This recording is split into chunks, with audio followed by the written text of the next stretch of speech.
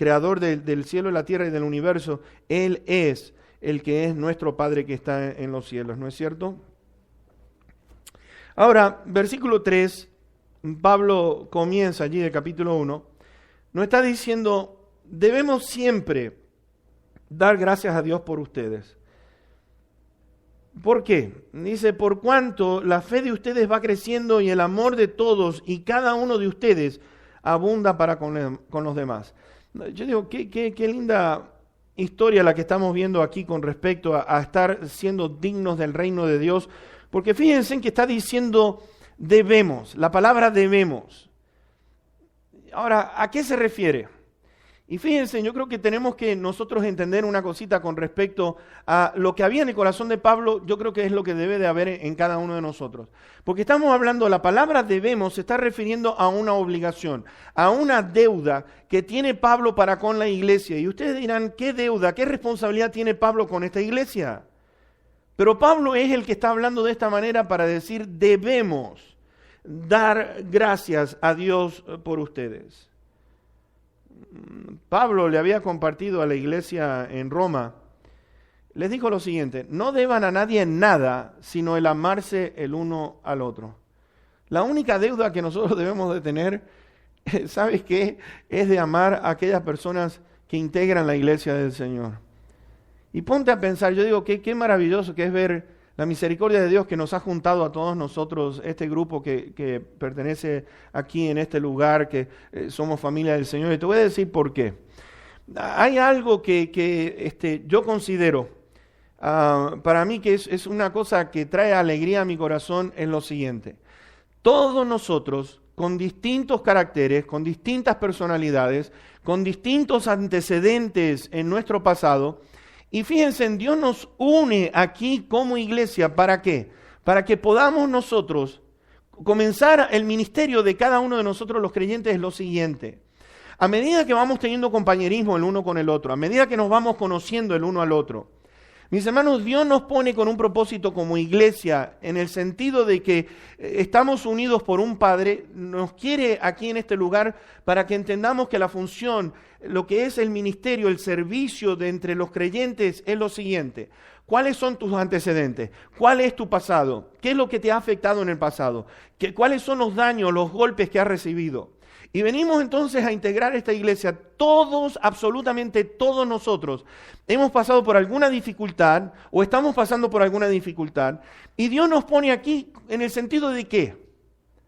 De que podamos darle gracias a Dios de que nos ha puesto a personas al lado nuestro ¿para qué? Para que podamos compartir el amor de Cristo, para que podamos ayudarnos el uno al otro, para que podamos orar el uno por el otro, para que podamos mirar que la carga de uno es la carga del otro, para que podamos ver, mis hermanos, que lo he dicho anteriormente, lo quiero volver a repetir en esta noche. Mis hermanos, tiene que existir una identidad, tengo que estar identificado en primer lugar con Cristo Jesús. Mi identidad con Cristo Jesús. Segundo lugar, tengo que tener una identidad con la familia en la cual Dios me ha puesto a trabajar. Y cuando yo digo esto, por ejemplo, si miramos, si yo le pido su licencia de conducir, ¿me va a dar qué datos? Me va a dar el nombre suyo, su apellido. Su esposa va a tener su nombre, su apellido, igual que usted, y los une, ¿qué cosa? Una misma dirección. Hay una identificación, es decir, yo pertenezco a esta familia. Y al pertenecer a esa familia, ¿qué hacemos? ¿Qué estamos haciendo? ¿Cuál es nuestro trabajo? Como parejas, como matrimonios en la casa con nuestros hijos, nuestra responsabilidad y todo eso. ¿No es cierto? Y hay veces que eso nos hace difícil, no todos sabemos lo que tenemos que hacer. Y aquí entonces donde viene la familia de Dios y empezamos a ayudarnos el uno al otro. Empezamos a mirar, mis hermanos, que cuando alguien nos comparte el dolor que han pasado en el pasado, tenemos la misericordia de Dios y empezamos a decir, en esta área yo quiero ayudar a mi hermano o mi hermana, en esta área yo quiero estar al servicio de esta persona. Y cuando venimos a ver, mis hermanos, estamos fortaleciéndonos. Da un gozo tremendo el poder venir a la iglesia y decir, va a estar mi hermano o mi hermana que me está apoyando en oración, me está apoyando en lo que está ministrando en mi vida, y no hay nada más hermoso que poder venir y entonces cuando nos damos un saludo, podemos saludarnos el uno al otro, podemos orar el uno por el otro. No hay nada más grande y más precioso que poder ver esto en una iglesia. Y dice allí que el gozo de Pablo sobre esta pequeñita iglesia es que estaban creciendo en la fe. Ahora, creciendo en la fe, esa palabra creciendo en la fe, fe no solamente está hablando con fe que mueve las montañas, no está hablando con la fe en la cual es la confianza que tenemos en Dios, pero creciendo en la fe, esas palabras quieren decir también que estaban creciendo en el Evangelio de Cristo Jesús, en las enseñanzas de Cristo Jesús. Y Pablo estaba alegre porque estaban creciendo en Cristo, estaban creciendo en las enseñanzas del Señor. La fe de ellos se estaba expandiendo, se estaba superando más allá de lo que Pablo se estaba imaginando y estaba contento por esto. Y Pablo estaba interesado en este punto. Estaba interesado en este punto porque lo vimos allí en la primera carta, en el capítulo 3, versículo 10, nos dice, orando de noche y de día con gran insistencia, para que veamos el rostro de ustedes y completemos lo que les falta a la fe de ustedes. Yo quiero estar ahí para completar lo que les falta en la fe. De acuerdo a Pedro, mis hermanos, ¿cómo vamos creciendo en la fe? ¿Cómo vamos creciendo en el Evangelio? Y hay una cosa que, ¿sabes qué? Vamos a aprender algo con respecto en esta noche, es lo siguiente. Somos el pueblo de Dios, somos familia de Dios, estamos reuniéndonos aquí. Cada uno de nosotros, pasando por estas dificultades por las cuales nosotros pasamos, ¿sabes qué? Pedro dice lo siguiente, la fe tiene que ser sometida a fuego. ¡Wow! Pedro está diciendo que la fe de nosotros tiene que ser sometida a fuego. ¿Y qué es eso? La fe nuestra sometida a fuego. Pero ¿sabes? Santiago también dice lo siguiente. Hay algo que había en estos hombres que estaban compartiendo en sus cartas para la iglesia en el día de hoy por igual, porque ellos lo pasaron, nos lo comparten a nosotros 2000 años y pico adelante en el tiempo. Y Santiago dice esto. Estén con sumo gozo cuando se hallen en diversas pruebas y tribulaciones. Y Santiago dice, porque produce paciencia. Y esto hace, según Santiago, que la obra de la fe esté completa. Y yo digo, wow, mi fe va a estar completa pasando por pruebas. Tengan por sumo gozo cuando ustedes se hallen en diversas pruebas. Pedro dice, cuando sea sometida la fe de ustedes va a ser sometida a fuego, necesita ser sometida a fuego. Y me puse a pensar en esta semana mientras estaba leyendo este pasaje, empecé a mirar una cosa. Fe solo crece en momentos, escucha lo que voy a decir, presta atención a lo que voy a decir. Fe crece solamente donde la situación por la que estamos pasando sea extremadamente difícil. Y uno dice, Vuelvo a repetir, fe, ¿ok? Y esto les voy a decir una cosa, mi esposa me ha estado predicando durante toda esta semana, porque hay veces que yo aflojo un poquitito, me da tristeza y todo eso, y entonces ahí viene mi esposa y me dice, nuestro Dios ha estado siempre con nosotros, ¿dónde Dios ha fallado? Siempre ha estado al lado nuestro, entonces quiero verte con el ánimo arriba. No nos va a fallar, no nos falló en el pasado, no lo va a fallar en el presente y no nos va a fallar en el futuro. Así que Dina, Dios te bendiga. Algo aprendió, yo creo que en estos años de estar casados juntos, ¿no es cierto? Así que como ella aprendió, ahora me enseña a mí, y me está jalando la oreja y le doy gracias al Señor por eso. Pero fe crece solamente en situaciones donde sea extremadamente difícil. Te voy a dar un ejemplo. ¿Cuántos se acuerdan de Moisés? Moisés fue llevado por Dios. Si ustedes miran allí el capítulo 14 de Éxodo, ustedes se van a dar cuenta que Dios le dice, te quiero que vayas a este lugar, a la orilla del Mar Rojo, quiero que vayas a un lugar exacto, preciso que yo te estoy diciendo. Y allí va Moisés, tiene montañas por un lado, montañas por el otro, el mar enfrente y el ejército de Faraón atrás suyo. Ahora, te voy a decir una cosa. Faraón viene con todo ese ejército, dice allí en Éxodo 14, viene con todo su ejército. Viene con un enojo, con una ira en contra de los judíos y sobre todo con Moisés, porque habían muerto los primogénitos, entre ellos el primogénito de Faraón, y él venía con todo su ejército con tal de destruir completamente a 1,5 millones de personas. Y nos dice que cuando Israel empieza a ver que viene Faraón con todo su ejército, dice que temieron en gran manera. Y allí aparece Moisés y le dice, ¿saben una cosa? Este ejército que ustedes ven, de aquí en más van a dejar de existir, nunca más van a ser.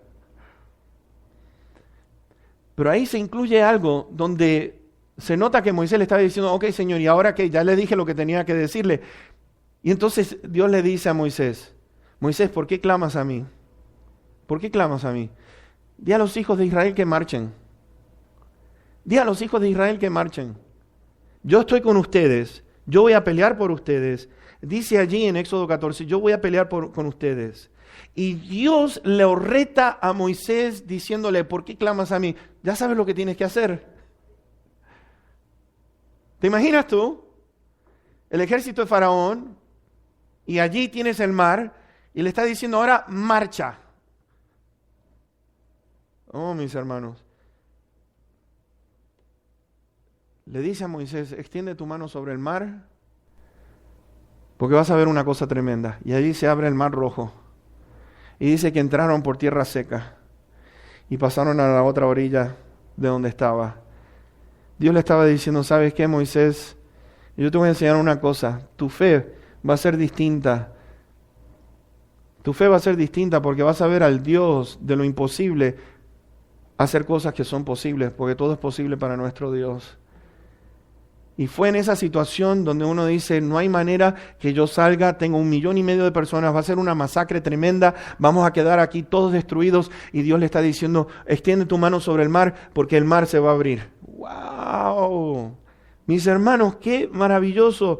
Tenemos a Lázaro que está en la tumba, 4 días enterrado. Y allí el Señor está diciendo, remuevan esa piedra. Le dicen, Señor, hace 4 días que está, va a haber un olor horrible que va a salir de esa tumba. Y el Señor le está diciendo, ¿creen que yo soy la resurrección y la vida? ¿Cómo van a ver al muerto que resucita después de 4 días si tenemos la piedra puesta allí adelante? Remuevan la piedra porque ese muerto va a salir vivo de nuevo. ¡Wow! Una situación difícil. Pero ¿sabes qué? La fe de esta gente estaba creciendo. Y es lo que Dios quiere que nosotros entendamos. Que en estas situaciones el creyente, la iglesia, no marcha por vista, marcha por fe. No por lo que los ojos vean, sino que marchamos por fe. Santiago, vuelvo a repetir, dijo, tengan sumo gozo cuando se hallen o se encuentren en diversas pruebas. Y está diciendo, no duden del amor de Dios, porque algunos empiezan a dudar, pero si Dios me ama, ¿por qué yo estoy pasando por todo esto? Pedro dijo lo siguiente en sus cartas, el Dios de toda gracia, después que hayan padecido un poco de tiempo, está hablando a los creyentes, después que hayan padecido un poco de tiempo, los perfeccione, fortalezca y afirme. Pero fíjense, después que hayan padecido un poco de tiempo, saldremos fortalecidos, saldremos perfeccionados y vamos a salir afirmados. Ahora, ustedes dirán, esto es lo que hace las pruebas a mi favor, eso es lo que va a hacer en mi fe. Y te voy a decir una cosa, si no estamos en situaciones como esa, ¿cómo podemos saber que Dios es grande? ¿Cómo podemos saber si Dios es grande? ¿Cómo puedo saber si yo oro y le pido a Dios y Dios contesta? Entonces podemos entender una cosa, cuanto más difícil sea la prueba y este Dios se glorifica, entonces para la siguiente vez, ¿qué hacemos? ¿Vamos a Dios con más confianza, sí o no? ¿O vamos con miedo? No, vamos con más confianza, empezamos a decir, me ayudó en el pasado, como Dios es el mismo ayer, hoy y por los siglos, eternamente es el mismo, entonces Dios fue fiel en el pasado, Dios es fiel en el presente, Dios va a ser fiel en el futuro por igual. Este Dios se va a glorificar. Te quiero decir una cosa, yo antes, ustedes no saben cómo yo chillaba cada vez que yo pasaba por una prueba. Era una persona impaciente, era una persona que rezongaba en contra de Dios, hasta que Dios dijo, basta, así no te quiero.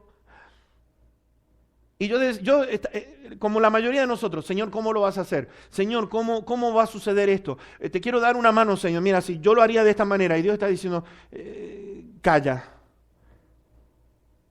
Y estate quieto. que yo te voy a salvar, yo te voy a enderezar tus caminos. Así que